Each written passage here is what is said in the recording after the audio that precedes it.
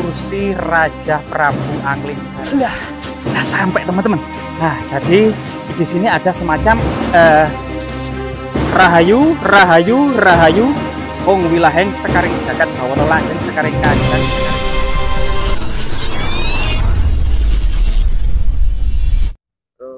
Ya, pemirsa, kali ini kita menyusuri jejak-jejak peradaban termasuk artefak, ekofak, dan fitur yang ada di tengah-tengah masyarakat kita sebagai sebuah masyarakat yang dahulunya memiliki peradaban yang besar, terutama pada masa kerajaan Majapahit. Sehingga kemudian di kebun-kebun, di sawah-sawah, di lembah-lembah, di gunung-gunung, di bukit-bukit, di sungai-sungai, kita terus akan melakukan penelitian dan semacam studi observasi. Lah, dari sinilah kemudian di kebun pisang yang sangat luar biasa sekali ini, menurut cerita tutur yang berkembang di masyarakat, ada semacam jejak artefaktual ya, yang konon katanya yang berhubungan dengan legenda Nusantara, yaitu kursi Raja Prabu Angling Dharma. Tadi Prabu Angling Dharma ini merupakan cerita yang sangat familiar karena sering diangkat di layar lebar.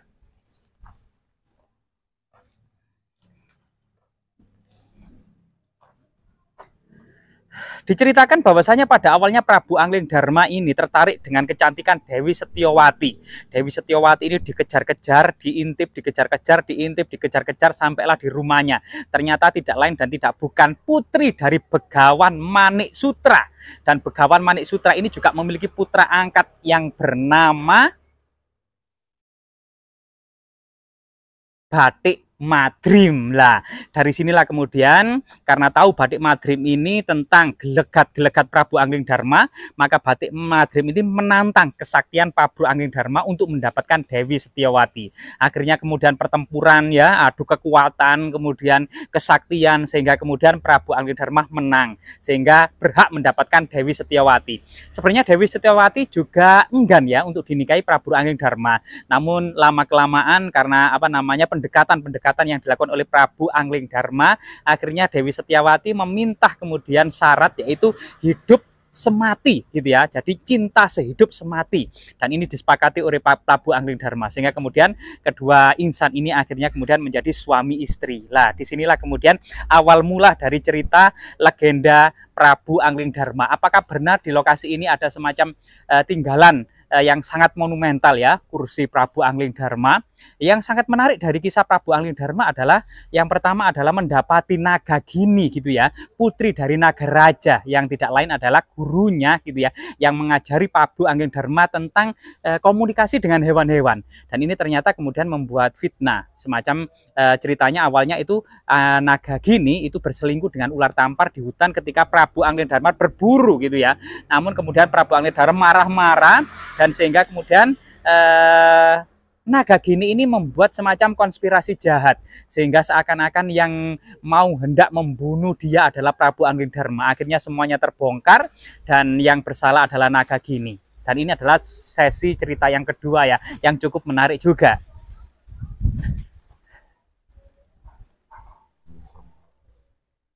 Jadi memang suasana kita saat ini di kebun ya, dikepung oleh perumahan, dan memang di lereng Gunung Welirang Arjuna termasuk lereng Gunung Penanggungan ini tidak habis-habisnya ya keindahannya ya, panoramanya diduga sejak masa kuno ini memang keindahannya itu merupakan semacam permata dari peradaban Jawa Timur, sehingga diduga tempat para begawan, tidak hanya kemudian mungkin Begawan Manik Sutra yaitu guru dari mertua dari Prabu Angling Dharma, atau mungkin juga begawan yang lainnya ya yang hidup di sini, semacam para pertapa atau orang-orang bertapa.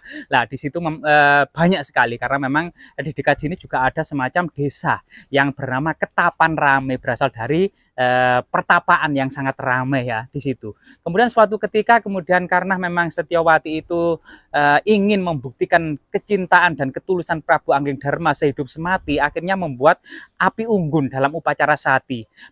Upacara sati ya, yaitu kemudian Dewi Setyowati menyemburkan ke dalam api unggun agar diikuti oleh Prabu Angling Dharma. Karena Prabu Angling Dharma itu bisa mendengarkan percakapan 2 ekor kambing di dekatnya yang mengatakan raja itu sangat bodoh, hanya menuruti satu orang wanita istrinya saja, melupakan urusan negara, urusan rakyat banyak. Akhirnya Prabu Angglendarma tidak ikut terjun ke dalam kobaran api dari pembakaran istrinya Dewi Setiawati. Jadi ini ada salah satu kemudian sejarah Nusantara yang penuh dengan petualangan, peperangan, kebijaksanaan, termasuk berbagai macam kisah-kisah konspirasi jahat yang bisa terbongkar ya dengan kemudian kejujuran dari Prabu Angglendarma. Di belakang kita ini ya, ternyata mungkin kita harus kemudian ke bawah. Di bawah sini ternyata siapa sangka ada artefaktual yang sangat penting, sangat besar, sangat megah, yang menurut cerita tutur yang berkembang merupakan kursi dari Prabu Angglendarma. Coba kita turun ya.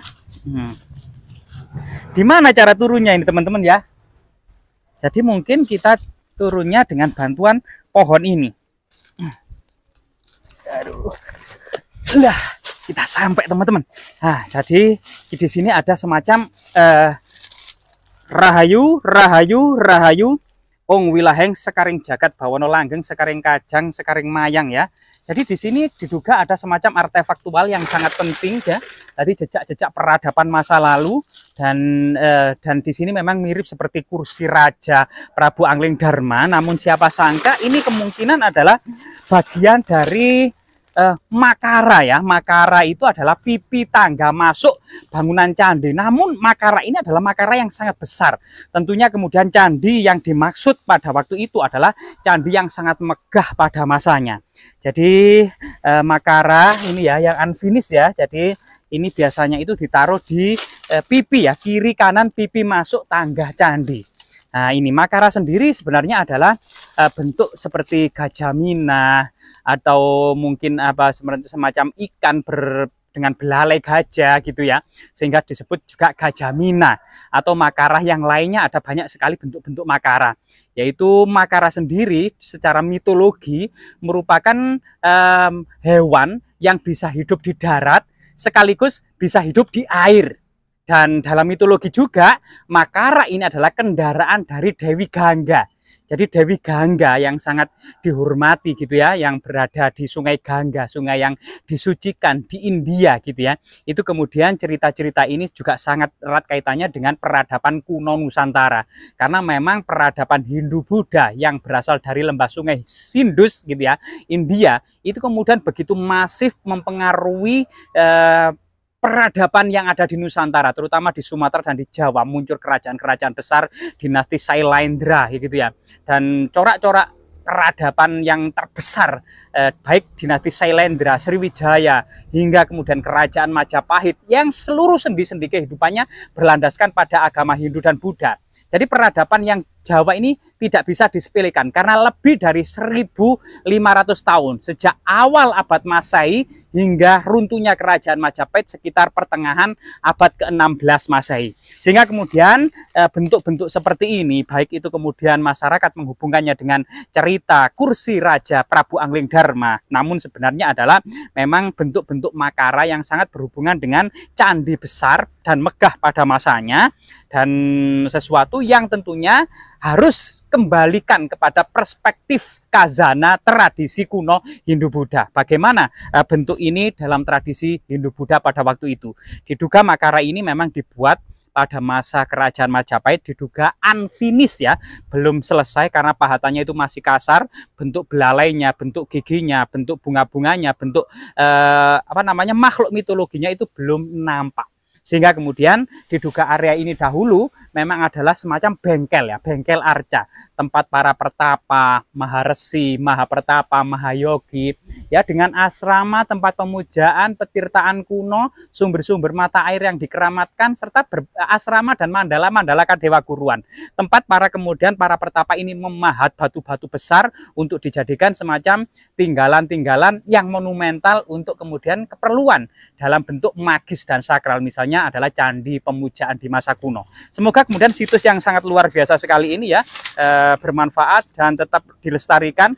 Mungkin nanti bisa kemudian pihak desa mengamankan situs yang sangat bersejarah ini sebagai aset budaya dari desa ini yang tidak akan lekang oleh waktu, sebagai kemudian benang merah dengan peradaban dan kejayaan Majapahit di masa lalu. Desa yang memiliki kejayaan di masa lalu suatu saat nanti akan bangkit kembali dengan kejayaan yang lebih gilang gemilang. Semoga bermanfaat.